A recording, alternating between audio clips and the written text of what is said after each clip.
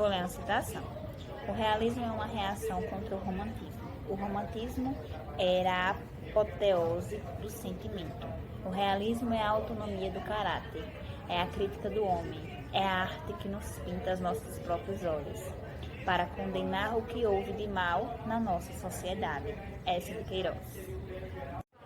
Agora eu vou explicar a citação. Existe uma grande relação entre o romantismo e o realismo. Então, a corrente literária, o romantismo é uma corrente literária que é a antecessora do realismo. No romantismo predominava o quê?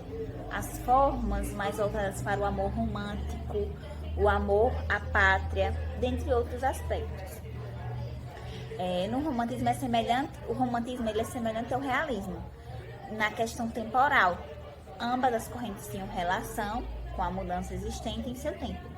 E a citação vem nos mostrar também a crítica à sociedade, a crítica que o homem fazia à sociedade, trazia a realidade em si.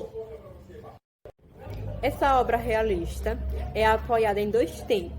Um é o tempo psicológico do autor além-túmulo, que desse modo pode contar sua vida de maneira arbitrária, com digressões e manipulando os fatos à revelia, sem seguir uma ordem temporal linear.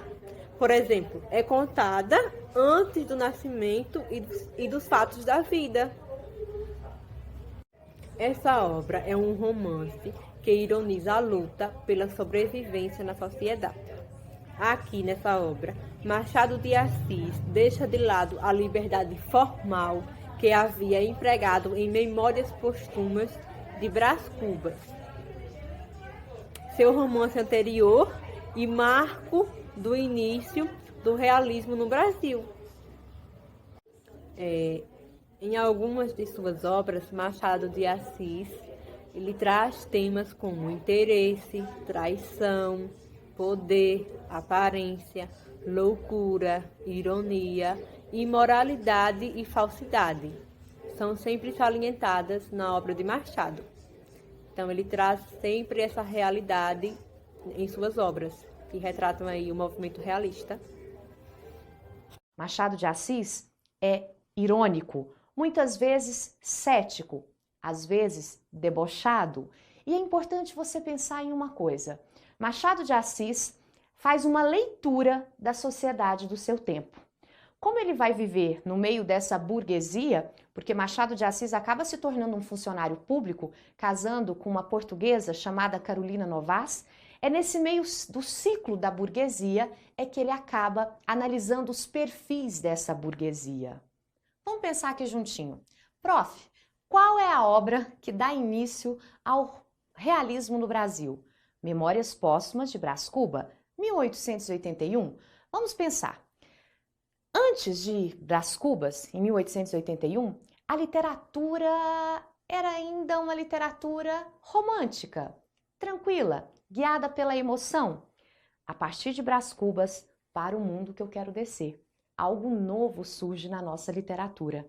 Imagine só, um defunto que é o próprio autor da sua obra. Tanto que ele chega a falar, não é que eu sou um autor defunto, eu sou um defunto autor. E ele já começa de maneira irônica ao construir essa obra, dedicando esta obra aos primeiros vermes que corroeram a sua fria carne. Pensando em Brás Cubas, você deve pensar nas mulheres que conviveram com esse personagem tão importante. A primeira que nós vamos ressaltar, Marcela. Marcela era uma cortesã de luxo, o primeiro amor de Brás Cubas. Mas esse amor vem acompanhado de uma frustração. Marcela amou-me durante 15 meses e 11 contos de réis. Nada menos. Marcela é tão profissional que se fosse para ela errar, ela erraria para mais. Será que era assim, moçada? Vamos pensar?